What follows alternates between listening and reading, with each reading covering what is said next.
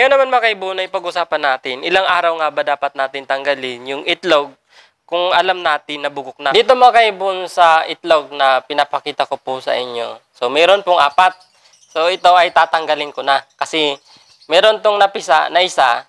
So ngayon, umabot na po to ng 1 month. Kumbaga ito, either po bugok o walang similya. Tuwing kailan nga ba natin ito pwedeng tanggalin? At paano natin malalaman kung bugok na o pwede na natin alisin doon po sa magulang? O dyan mga kaibon sa mga itlog ng inyong ibon. So kailangan paabutin nyo muna po ng 1 month.